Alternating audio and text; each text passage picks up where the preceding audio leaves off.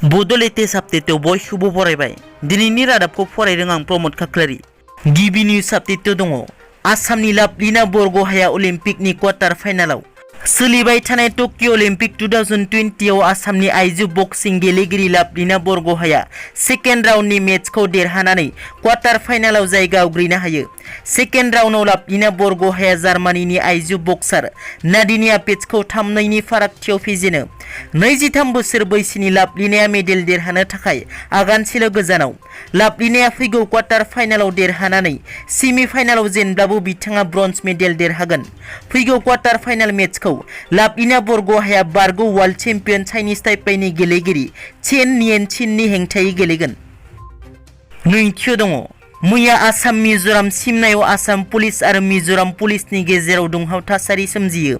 आसाम मिजोराम सिमनायाव जानाय दाङाबाजियाव आसाम पुलिसनि 6 जवाननि जिउ गोमायो। बे जाथायनि उनाव मिजोरामनि मोनसे भिडिअआ ससियेल मिडियायाव भाइराल जादों। बे भिडिअआ आसाम पुलिसनि जिउ गोमानाय आरो गोब्राब जोखोम जानायखौ लानानै मिजोराम पुलिस आरो पाब्लिकफोरखौ रंजानाय नुनो मोन्दों। मुख'नो गोनांदि मिजोरामनि भारतीय माहारियारि जोलुर हानजानि गेलेगिरि जेजेलाल पेख्लुआ बिथाङाबो गावनि फेसबुक पेज आरो इन्स्टाग्राम पस्टनि गेजेरजों आसामखौ बे जाथायनि गुबै दायनिगिरि होननानै फारसेनिल' जानानै दाय जाबसिननायखौ नुनो मोन्दों।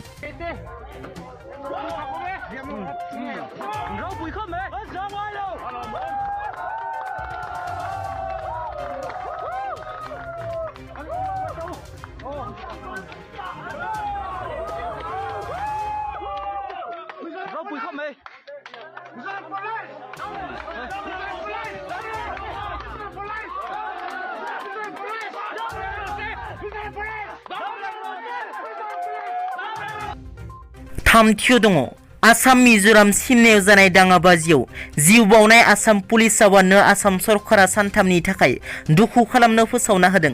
6 आसाम पुलिस जवाननि जिउ बावनायखौ लानानै सानथामनि थाखाय रायजोनाङैनो दुखु खालामनो फोसावना होदों आसाम सरकारा।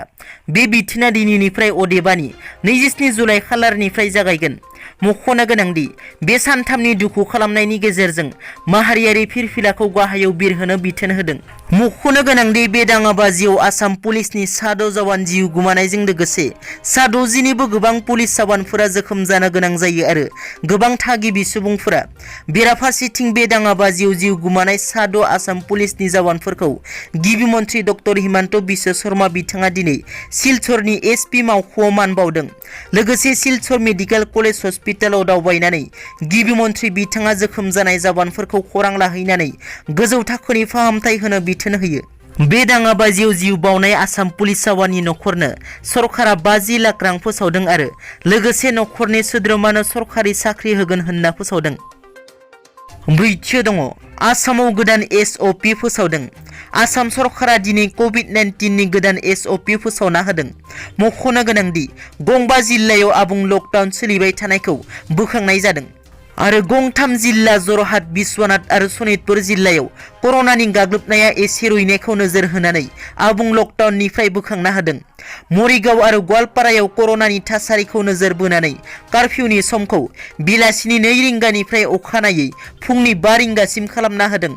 बबेखानि कामरुप मेट्र' जिल्लाखौ लाफानानै गासै गं 24 जिल्लाफोराव कार्फिउनि समखौ मोनाबिलिनि 5 रिंगानिफ्राय अखानायै फुंनि 5 रिंगासिम खालामना होदों।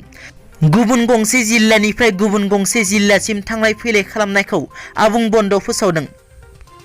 दिनैनि रादाबा एसेनोसै। नोंथांमोना जुदि आंनि चेनेलखौ दासिमबो साबस्क्राइब खालामाखै अन्नानै साबस्क्राइब खालाम। गोजोन्थों।